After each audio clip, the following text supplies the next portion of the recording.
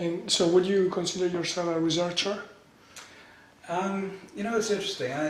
Through the years, since I left Exxon and then Arco, I haven't been formally in a research capacity.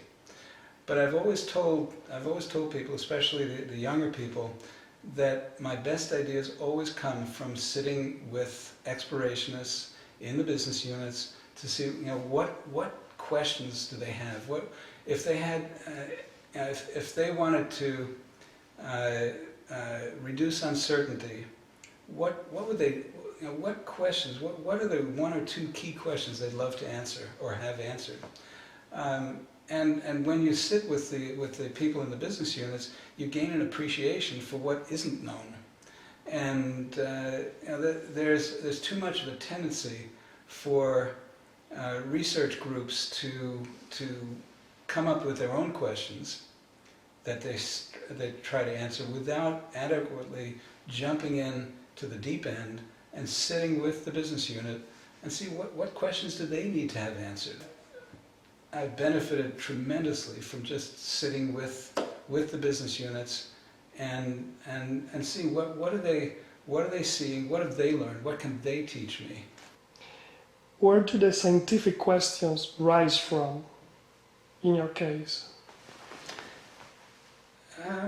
It's a good question. Yeah, when I look at my understanding, for example, take deep water. Where do the questions arise?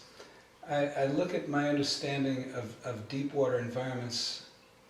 I kind of visualize a painting where I'm filling in different parts of that painting, and there are still gaps, there are still missing pieces.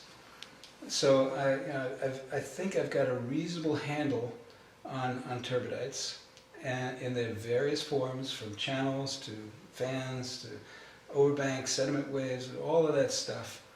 But as I said, every time I open up a new data set, I see another variation on the theme. And there are always variations on the theme that tell me that that's something I hadn't thought about before.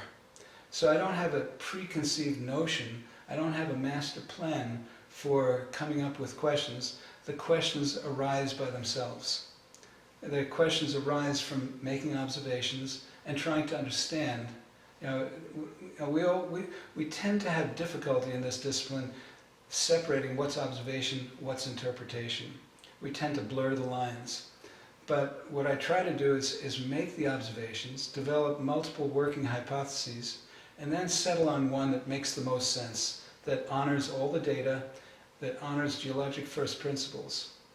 And so I don't have any master plan for questions. One day it might be understanding carbonate development.